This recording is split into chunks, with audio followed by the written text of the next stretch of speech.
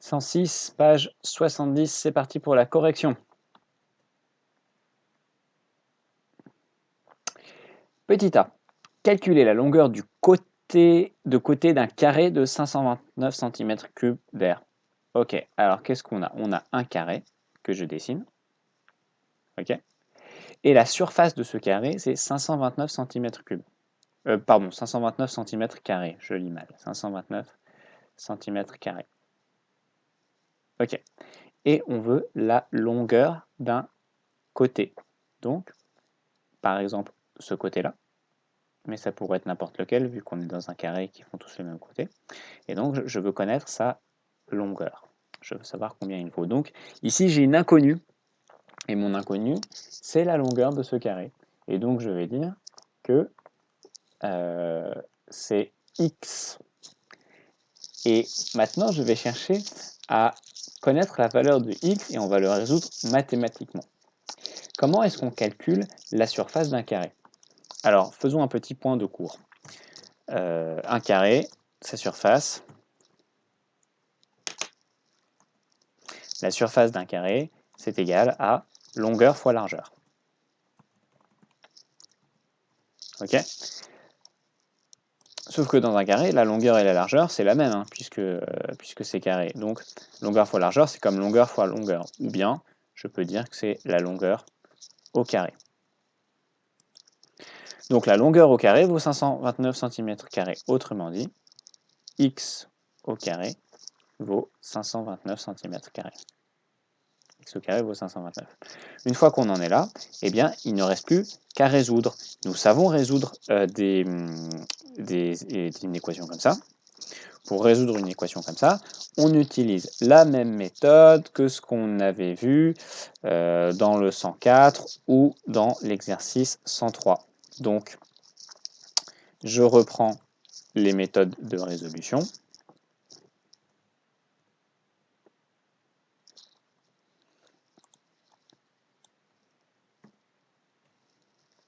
Ok.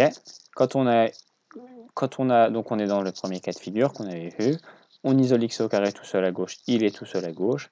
Et ensuite, on écrit x égale racine de ce qu'on a à droite, donc racine de 529, ou moins racine de 529. Ok. Donc, x est égal à racine de 529, ou x est égal à moins racine de 529. Ok. Bon. Et là, normalement, vous devriez me dire, il n'y a pas un problème? Regardez attentivement ce qu'on a écrit là. Est-ce que ça a du sens? Ça n'a pas de sens. Si je calcule la racine de 529 avec ma calculatrice, on va le faire tout de suite, ça me donne 23. Bon, celle-ci, elle est un peu dure à trouver à la main, c'est pour ça que j'ai utilisé la calculatrice. D'ailleurs, je ne savais pas si j'allais tomber sur un nombre rond ou pas. Ok, donc ça voudrait dire que x est égal à 23 ou que x est égal à moins 23. Ok? Alors, 23 cm, ça, je sais tracer. Vous me donnez une règle, vous me dites faites 23 cm, je sais faire. Dessine un trait de moins 23 cm, ça veut rien dire. Donc, en fait, cette deuxième solution, on ne va pas la garder. Ok? On va donc l'effacer. Je vais effacer la solution qui est en bas. Et je vais dire x égale racine de 529 égale 23. Et je peux préciser entre parenthèses, on ne tient pas compte de la racine négative, car cela n'a pas de sens ici. Autrement dit, moins 23 cm, c'est absurde, ça n'a pas de sens. Voilà, donc la méthode de résolution, hein, c'est une méthode de résolution classique, une fois que j'ai posé l'équation. Simplement, on fait attention de ne pas prendre la racine négative. Alors, ce qu'on va faire, c'est qu'on va peut-être effacer nos méthodes classiques qu'on commence à connaître. Par contre, qu'est-ce qu'on a de nouveau dans cet exercice? Eh bien, c'est le fait qu'on a un problème à résoudre. Alors, comment j'ai fait pour résoudre ce problème? La méthode. Ok? Alors, d'abord, j'ai fait un dessin pour représenter le problème. Je fais un dessin pour représenter le problème. Alors ici, on peut le faire parce que c'est un problème de géométrie, donc ça se dessine facilement. Il y a certains problèmes où on ne pourra pas le faire. Et ensuite, on a cherché, en fait, on l'a fait en lisant bien l'énoncé et en mettant chacun des éléments de l'énoncé sur mon dessin. Donc je fais un dessin pour représenter le problème en lisant bien l'énoncé. Et ensuite, ce qu'on a fait, c'est qu'on a cherché, vous vous souvenez, ici on avait mis un petit point d'interrogation, puis ensuite on a dit qu'on l'appelle X, on recherche ce qu'on ne connaît pas, on recherche l'inconnu. Et l'inconnu, on la nomme X. Et on la nomme X. Et ensuite, une fois qu'on a fait ça, en utilisant l'énoncé intelligemment, on a posé cette équation. Donc, troisième point, on pose l'équation. Et je vais préciser, en lisant bien l'énoncé. En fait, ça, ce n'est que la traduction mathématique de ce qu'on a écrit là. La longueur de côté d'un carré de 529 cm d'air, c'est la longueur du côté, x, que l'on a mis au carré, qui fait 529. En fait, ce n'est que la traduction dans un langage mathématique d'une phrase qui a été écrite en français.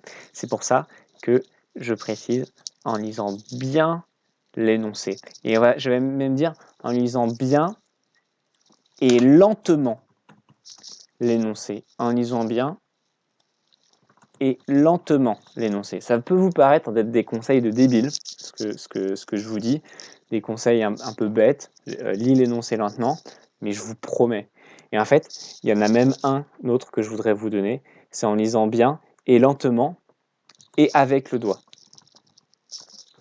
Et avec le doigt. Et je sais que dans notre culture scolaire, ça là, lire avec le doigt, c'est le mode de lecture des petits-enfants. Et que quand on est grand, on lit sans le doigt. Et je pense que c'est une énorme bêtise, parce que moi-même, quand j'ai besoin de lire l'énoncé d'un problème un peu compliqué, j'utilise mon doigt. Et il y a une autre chose que je fais, c'est que je le lis à haute voix. Et donc on va dire avec le doigt et à haute voix. Donc quand je dis à haute voix, ça peut être en chuchotant, avec le doigt et à haute voix. Donc on lit bien l'énoncé lentement, avec le doigt et à haute voix. Et je vous promets que moi c'est ce que je fais quand j'ai un problème difficile parce que ça aide énormément. Donc il faut sortir de la tête cette image que c'est quelque chose pour les petits. Parce que quand vous êtes petit, vous lisez comme ça naturellement parce que c'est la façon la plus facile de lire. Et puis après, vous apprenez à lire dans votre tête parce que c'est un peu plus difficile. Et donc on vous dit, ah bah c'est bien, tu fais comme les grands, tu lis dans ta tête. Alors qu'en fait, ça aide énormément en mathématiques de lire très lentement, à haute voix et avec le doigt. Donc si moi je le fais et que ça m'aide, faites-le aussi, ça va vous aider. Quand je dis à haute voix, en fait, ça peut être tout doucement, votre voisin peut ne pas vous entendre. Mais simplement, il faut que votre bouche, elle bouge en même temps que vous lisez ce que vous lisez. Ça aide beaucoup.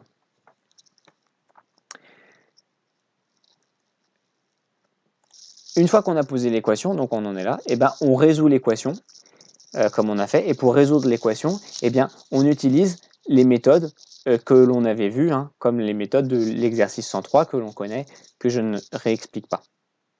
Donc je mets, on utilise les méthodes que l'on connaît pour résoudre l'équation. Et une fois qu'on a fait ça, on peut faire une petite phrase de conclusion. Donc ici, on va dire que le côté du carré fait 23 cm. Petite note, quand on résout l'équation, on ne met pas l'unité. Vous voyez ici, je n'ai pas écrit l'unité. Par contre, à la fin, dans la conclusion, on remet l'unité dans la réponse. Bien. Et bien maintenant, utilisez cette méthode pour le problème petit b.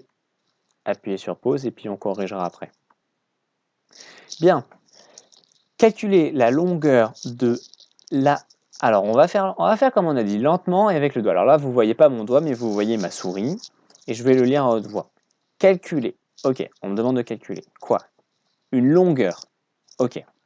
La longueur de l'arête d'un cube. C'est quoi l'arête d'un cube? C'est quand j'ai un cube, une arête, c'est la tranche, par exemple, ici, ou ici, ou ici. L'arête d'un cube de 343 cm3 de volume. D'accord. Donc, petit b, j'ai un cube, et son volume, c'est 343 cm3.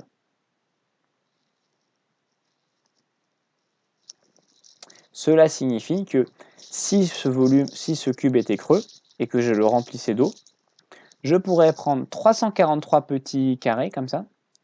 Ces carrés-là, ils font 1 cm sur 1 cm sur 1 cm. Je le remplis d'eau. Et je le verse dans le cube. Et je pourrais faire ça 343 fois et mon cube, il serait rempli d'eau. C'est ça que ça veut dire, 340 cm. 3 cm3. Donc, nous venons de faire le premier point de la méthode. Nous venons de faire un dessin pour représenter le problème en lisant bien et lentement avec le doigt et à haute voix l'énoncé. Maintenant, on recherche l'inconnu et on la nomme x. Alors, qu'est-ce qu'on ne connaît pas? C'est ce qu'on veut calculer. Et on nous demande de calculer la longueur de l'arête. Donc la longueur de l'arête, c'est, je peux symboliser cette arête, mais je pourrais prendre n'importe laquelle. Donc c'est ce qu'on ne connaît pas, c'est notre inconnu. Et on a dit que l'inconnu, on l'appelait x. Donc à la place de mon point d'interrogation, eh bien, je mets x. Troisième étape, on pose une équation en lisant bien et lentement avec le doigt et à haute voix l'énoncé. Alors avant de le faire, je vais juste rappeler un petit point de cours, c'est que le volume d'un cube, c'est égal à la longueur de son arête au cube. Donc la longueur de l'arête mise au cube. Voilà. Donc, c'est-à-dire que la longueur de l'arête fois la longueur de l'arête, ça doit faire 343 cm3. Autrement dit, x fois x égale 340 cm3, 343 cm3. Autrement dit, x au cube égale 343 cm3. On résout l'équation. Pour résoudre l'équation, nous faisons appel aux méthodes que nous avons vues dans les exercices précédents. Donc, si je reviens sur le 103, c'est toujours la même méthode. Vous vous souvenez, quand on résout quelque chose au cube, on pose x au cube égale 64, ça va nous donner x égale racine cubique de 64, et il y a une seule solution. On avait dit que quand c'est du carré, il y a deux solutions, mais quand c'est du cube, il n'y a pas la deuxième solution négative. Ça ne fonctionne pas avec une racine cubique. Je ne réexplique pas tout ça, vous vous reportez à cet exercice, à la correction vidéo s'il y a besoin. Et donc ici, je vais écrire que du coup, x est égal à racine cubique de 343. J'utilise maintenant la touche de ma calculatrice. N'hésitez pas à m'envoyer un message sur WhatsApp si vous ne savez pas où se trouve cette touche. Et je vais calculer la racine cubique de 340. Ou je vais peut-être vous la montrer quand même sur l'ordinateur, sur une Casio. Vous voyez la touche, elle est ici en vert. Donc j'appuie sur seconde. Alors attendez, il faut que j'allume. Presse menu K. OK. Donc j'appuie sur seconde.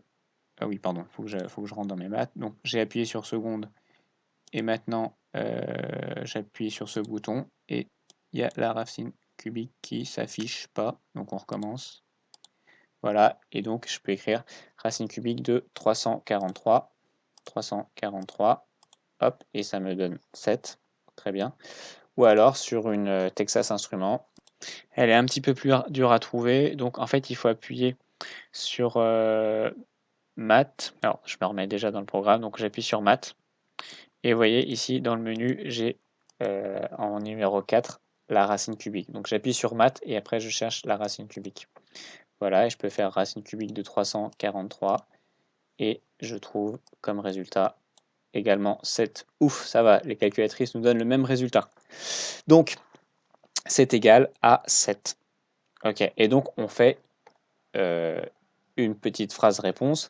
On n'a pas besoin de dire comme pour la question 1 qu'on ne tient pas compte de la racine négative parce que sur les racines cubiques, souvenez-vous, il n'y a pas de racine négative. La racine négative, on a dit, ça ne fonctionne pas avec la racine cubique. Reportez-vous au 103 pour avoir le détail de l'explication. Et donc, petite phrase réponse. L'arrêt du cube fait 7 cm. Nous avons corrigé la question B. Question C. Résoudre l'équation 3x au carré plus 27 égale 54 et x au cube plus 1 égale 12 168. Bon, question C, on est d'accord, hein, rien à voir avec la question A et la question B. Hein. C'est un peu marrant, mais voilà, il pose deux questions qui n'ont rien à voir l'une avec l'autre dans le même exercice. Bah, pourquoi pas. En tout cas, on va les résoudre. Alors, pour les méthodes de ça, on va réutiliser toujours les méthodes qu'on a vues pour l'exercice 103. Donc, je vous les remontre. Appuyez sur pause si vous vous en souvenez plus. Elles sont là les méthodes, je ne vais pas les redétailler. Nous, on va les voir très vite. On va utiliser uniquement la méthode 1 et on va le faire assez rapidement parce qu'on a déjà bien vu. Donc, vous reportez l'exercice 103 s'il y a besoin. Donc, 3x au cube plus 27 égale 54. Je vais commencer par isoler mon 27. Okay, et ça va me donner du 3x, j'ai dit 3x au cube, mais c'est 3x au carré. Donc, je fais moins 27, il ne reste plus rien ici. Je fais moins 27 de l'autre côté. Donc, ça me fait du 17. Non, du 27, pardon. Du 27. Du coup, je dois me débarrasser du 3. Cette fois, pour me débarrasser du 3, comme c'est 3 fois x au carré, je vais faire une division. Donc, je divise par 3 des deux côtés et je me retrouve avec x au carré tout seul égale à 27 divisé par 3, ça fait 9. Et du coup, x est égal à racine de 9, donc x égale 3. Racine de 9 égale 3, ou x égale moins racine de 9, qui est égal à moins 3. Okay, donc l'ensemble des solutions, c'est 3 ou moins 3. Maintenant, passons à la deuxième. Nous avons x au cube plus 1 égale 12 168. Même principe, on va chercher à isoler x au cube. Je me débarrasse du 1 en le passant de l'autre côté, ce qui me donne donc x au cube égale 12 167. Hein, j'ai fait moins 1, c'est pour ça que j'ai plus 8 et que j'ai 7. Et là, on va calculer la racine cubique. Donc, x égale racine cubique de 12 167. On sort la calculatrice. Et la racine cubique de 12 167, c'est égal à 23, et donc égal 23. Et donc l'ensemble des solutions, c'est 23. Et nous avons fini de corriger cet exercice. Donc cette méthode, il faut bien l'avoir en tête. C'était la méthode pour le petit a et le petit b. Le petit c, rien de très nouveau. Si vous n'avez pas réussi à faire cet exercice et que vous avez besoin de la correction, c'est très important maintenant d'éteindre la vidéo et d'essayer de le refaire, voir si vous y arrivez tout seul. Il faut faire cet effort parce que quand cet effort est fait, il y a des connexions qui se font dans vos neurones et vous progressez en mathématiques et en intelligence. Si vous avez juste regardé la vidéo de correction, vous aurez oublié dans 1 heure ou dans 24 heures, donc ça n'aura pas servi à grand chose.